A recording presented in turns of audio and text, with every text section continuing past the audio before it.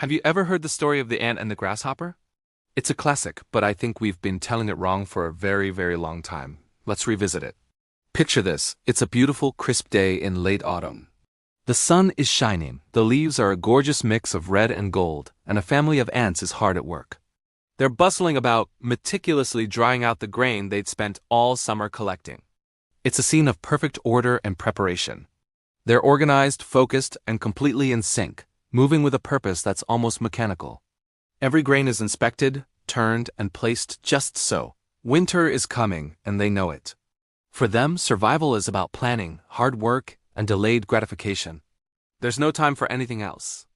The future is a serious business, and they are the most serious of business owners. Then, into this picture of industriousness comes a new character. It's a grasshopper looking thin and weak with a fiddle tucked under his arm.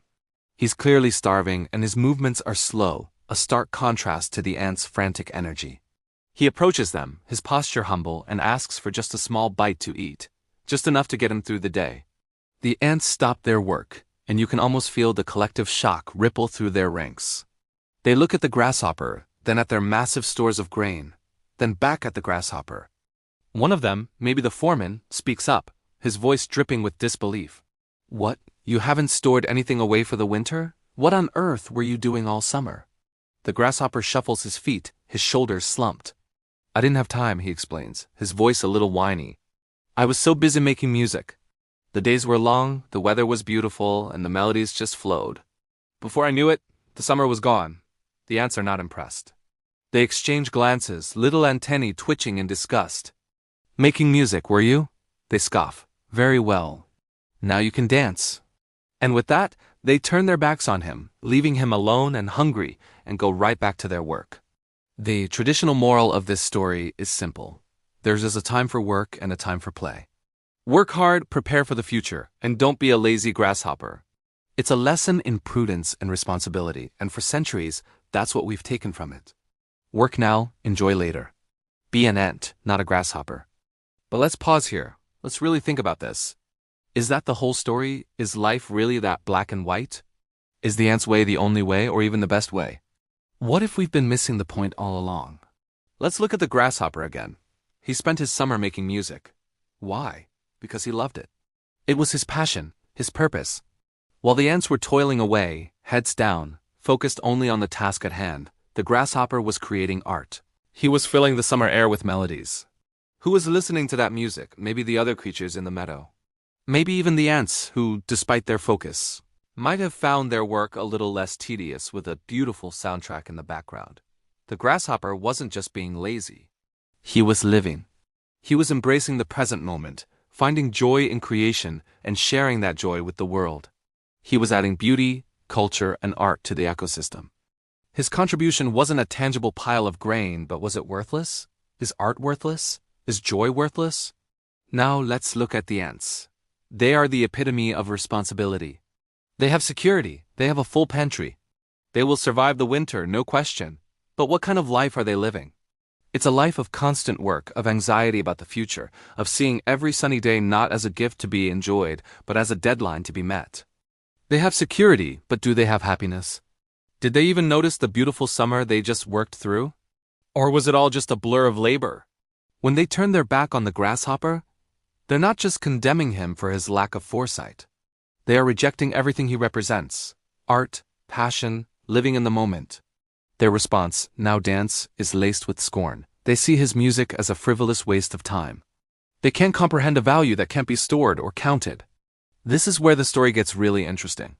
What if the optimal way to live isn't to be a pure ant or a pure grasshopper? What if the real lesson is about finding a balance?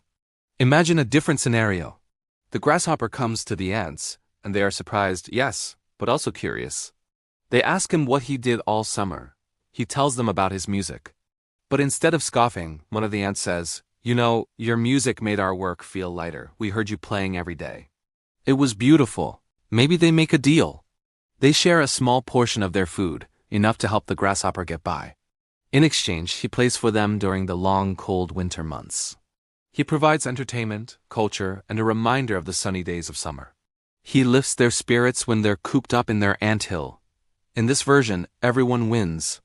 The ants ensure their physical survival, and the grasshopper helps ensure their mental and emotional well-being. The community becomes stronger, more resilient, and frankly, a much happier place to live. It's no longer a society of just workers. It's a society that values both labor and art, preparation and passion. This revised story teaches a much more nuanced and powerful lesson. It's not about work versus play. It's about integration. It's about recognizing that a fulfilling life requires both. We need the security and stability that the ant represents. We need to be responsible, plan for the future, and put in the hard work. You can't build a life on dreams alone. But we also desperately need the grasshopper's spirit. We need passion, creativity, and the ability to find joy in the present moment. A life without art, without music, without laughter, without spontaneous moments of beauty is just survival. It's not truly living. The grasshopper reminds us that the purpose of all that hard work isn't just to accumulate more grain. It's to create a life that's worth enjoying. Think about our own world. We celebrate the ants, the CEOs, the entrepreneurs, the people who work 80-hour weeks in pursuit of success, and we should. Their drive and innovation build our world. But we also need the grasshoppers, the artists, the musicians, the poets, the storytellers. They are the ones who nourish our souls. They challenge our perspectives, bring us joy, and connect us to our shared humanity. A society that only has ants becomes a grim, colorless machine. A society with only grasshoppers might not last the winter. And magic happens when they learn to work together. When the engineer appreciates the painter. When the doctor listens to a symphony. When the hedge fund manager reads a novel. When we all realize that we have a bit of the ant and a bit of the grasshopper inside of us. So the next time you feel guilty for taking the break, for pursuing a hobby, for just sitting and enjoying a beautiful sunset, remember the grasshopper.